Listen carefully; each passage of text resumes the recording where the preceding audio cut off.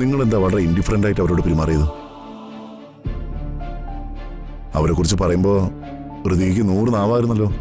ഇപ്പൊ എന്തു പറ്റി? വലിയ മനസ്സുള്ളവളായിരുന്നല്ലോ. മറ്റുള്ളവരോട് പെരുമാറുന്നത് എങ്ങനെയാണെന്ന് മറന്നുപോയോ? സാറ് പൊളിറ്റീഷ്യൻ ആയത് ആരെങ്കിലും പറഞ്ഞിട്ടാണോ? ഓ, സാറിന്റെ ബ്ലഡിൽ അതാണ് ഉണ്ടായിരുന്നത്, സർവീസ്. മറ്റൊരർത്ഥത്തിൽ എന്റെ ബ്ലഡിലും അത് തന്നെ, സർവീസ്. പത്മയെടുത്തി അവിടുന്ന് പോന്നൂന്നല്ലേ പറഞ്ഞേ? അതെ ചെറിയമ്മേ.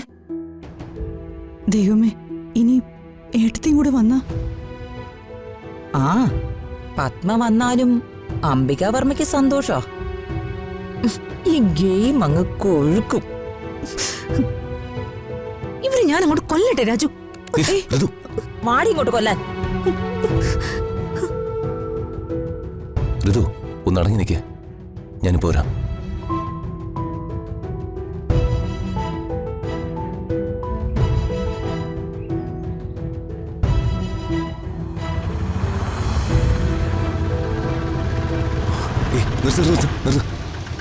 അമ്മ ഒന്നും വന്നേ. എന്താ വാ. എന്താ രാജു, എന്താ കാര്യം? ഞങ്ങൾ വിളിച്ചപ്പോ അമ്മ ഫോൺ എടുക്കായിരുന്നു. എന്താ? അത് രണ്ടും കൽപ്പിച്ച് വന്നേക്കാന്ന് കരുതി. ഇതിനൊരു അവസാനം വേണമല്ലോ. ഇതിന്റെ അവസാനം ഏതാന്നേ ദൈവത്തിനെ അറിയൂ. ഇപ്പൊ എന്താ പ്രശ്നം? പ്രശ്നം എന്താണെന്നോ? പ്രശ്നം സിസ്റ്റർ പവിത്ര. സിസ്റ്റർ പവിത്രയോ? ആ, ശൂന്യതയിൽ നിന്ന് ഞങ്ങൾ ഉണ്ടാക്കിയ ഒരു ക്യാരക്ടറാണല്ലോ ഈ സിസ്റ്റർ പവിത്ര. അവരിപ്പോ ജീവൻ വെച്ചേ ദേ അവിടെ വന്നിട്ടുണ്ട്. തന്റെ ജീവൻ തിരിച്ചു നൽകിയതേ അവരാണെന്ന് തെറ്റിദ്ധരിച്ച സാർ അവരോട് സംസാരിക്കുന്നത്. എന്തൊക്കെയാ മോനെ ഞാൻ ഈ കേൾക്കുന്നത്? അമ്മ വരുന്നുണ്ടെന്നറിഞ്ഞ് അംബിക വെച്ച അടുത്ത വേലയായി ഇത്. അവരൊരു പുതിയ പവിത്ര ഇറക്കി നമുക്കിട്ട് അടുത്ത പണിയും തന്നു. ആ അംബികാവർമ്മയുടെ ദുർമരണത്തിലെ ഈ ഗെയിം അവസാനിക്കുമേ. എന്തായാലും ഞാൻ പ്രതാപേന്റെ മുന്നിലേക്ക് ചെല്ലാൻ പോവാ. അമ്മേ, ഇപ്പൊ അമ്മ പോരുത്.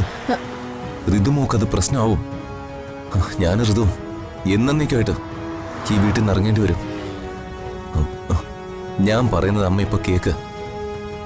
ബാക്കിയൊക്കെ നമുക്ക് ആലോചിച്ചിട്ട് ചെയ്യാം. അമ്മ ചെല്ല്. അമ്മയോട് ഞാനല്ലേ പറയുന്നത്, ഞാൻ വിളിക്കാം.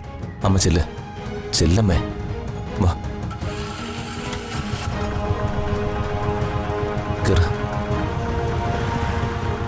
ചേട്ടാ തിരിച്ചുകൊണ്ടായിക്കോ.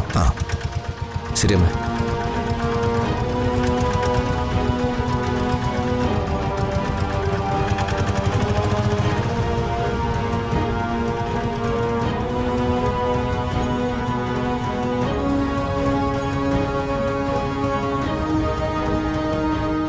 ഈ പ്രണയത്തിനും കല്യാണത്തിനും പ്രായം ഒരു പ്രശ്നമല്ല. പ്രതാപനും അവളും തമ്മില് നല്ല ചേർച്ചയല്ലേ? നിങ്ങൾ ഇത്രയ്ക്ക് തരം താഴല്ലേ? എന്തായാലും പ്രതാപേട്ടൻ നിങ്ങളുടെ ആങ്ങളല്ലേ? ആങ്ങളെയാണ്. അതല്ലേ ഞാൻ എന്റെ അനിയനെ കല്യാണം ആലോചിക്കുന്നേ.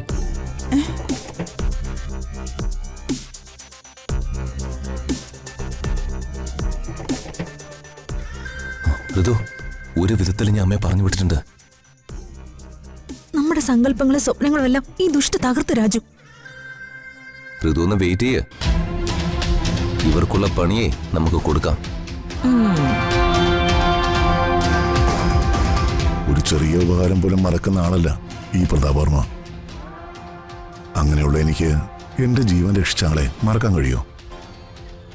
മനുഷ്യരെല്ലാരും പല അർത്ഥത്തിലും പലരോടും കടപ്പെട്ടവരാ. ആദ്യം ജന്മം തന്ന അമ്മയോട് നാം കടപ്പെട്ടു, പിന്നെ വളർത്തി ജീവിതം പഠിപ്പിച്ച അച്ഛനോട്, തുടർന്ന് ഗുരുക്കന്മാരോട്, പിന്നെ കൂട്ടുകാരോട്, കൈത്താങ്ങായി വന്ന എത്രയോ പേരോട്. കടപ്പാടുകളുടെ ഒരു പരമ്പര തന്നെ ജീവിതം.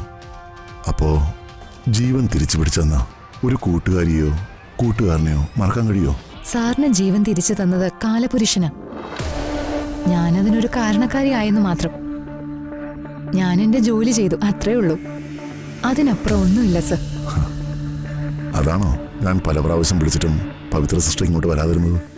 തീർച്ചയായും. സാറ് വളരെ പ്രസിദ്ധനാ. കേരളം മുഴുവൻ അറിയപ്പെടുന്ന ആളുമാണ്.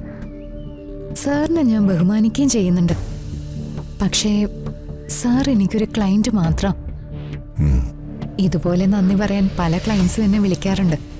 പക്ഷേ ഞാൻ അതിനൊന്നും പോവാറില്ല. അതൊക്കെ ശരി തന്നെയാ. പക്ഷേ പവിത്ര സിസ്റ്റർ എന്നെ ശുശ്രൂഷിക്കുക മാത്രമല്ല ചെയ്തത്, എൻ്റെ ജീവൻ തിരിച്ചുവിട്ടാൻ വേണ്ടി പ്രാർത്ഥിക്കുകയും പരിശ്രമിക്കുകയും ചെയ്തു. അത്തരം ഒരു സെന്റിമെന്റൽ അറ്റാച്ച്മെന്റ് എനിക്ക് സിസ്റ്ററോടുണ്ട്. A purely sister relationship, sisterly bond.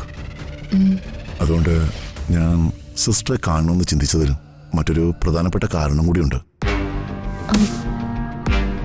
എന്താണെന്ന് വെച്ചാൽ ഒത്തിരി കാലം മുതലേയുള്ള എൻ്റെ ഒരു സ്വപ്നമാണ് ഫ്ലോറൻസ് നൈറ്റിംഗേൽ എന്ന പേരിൽ ഒരു ചാരിറ്റബിൾ സൊസൈറ്റിയും രോഗികൾക്കായി ഒരു ആതുരാലയവും തുടങ്ങണമെന്ന് എനിക്ക് ആഗ്രഹമുണ്ട്. സിസ്റ്റർ ആയിരിക്കണം അതിന്റെ കാര്യങ്ങൾ നോക്കി നടത്തേണ്ടത്. സാറ് പറഞ്ഞത് വളരെ നല്ല കാര്യമാണ്. പക്ഷേ എനിക്ക് അത്തരം വലിയ ഉത്തരവാദിത്തങ്ങളൊന്നും ഏറ്റെടുക്കാൻ കഴിയില്ല. ഈ വളരെ ചെറിയ ജീവിത കാലയളവില് കുറച്ച് മനുഷ്യരെ പരിചരിച്ച് ഒരു കൊച്ചു ജീവിതം, അത് മാത്രമാണ് സാർ എന്റെ സ്വപ്നം. എന്നാ ഞാൻ ഇറങ്ങുക. പക്ഷേ സാറ് മന്ത്രിയാവാത്തതില് എനിക്ക് ശക്തമായ എതിർപ്പുണ്ട് കേട്ടോ.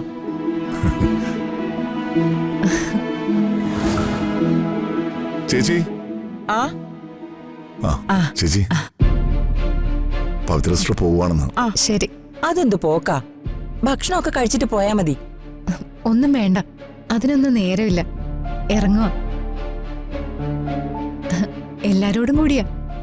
രാജു, ഋതുമോളെ, ഞാൻ ഇറങ്ങുക കേട്ടോ. അച്ഛനെ ശുശ്രൂഷിച്ചുകൊണ്ടിരുന്നപ്പോ കാണിച്ച ആ സ്നേഹമൊന്നും രണ്ടുപേരും ഇപ്പൊ കാണിക്കുന്നില്ല കേട്ടോ. അത് വളരെ മോശമായിപ്പോയി. എന്നാ ഞാൻ ഇറങ്ങാം. പോട്ടെ.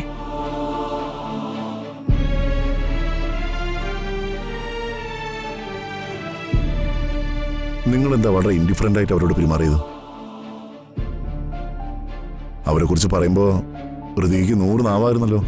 ഇപ്പൊ എന്തു പറ്റി? വലിയ മനസ്സുള്ളവളായിരുന്നല്ലോ. മറ്റുള്ളവരോട് പെരുമാറുന്നത് എങ്ങനെയാണെന്ന് മറന്നുപോയോ? അല്ല,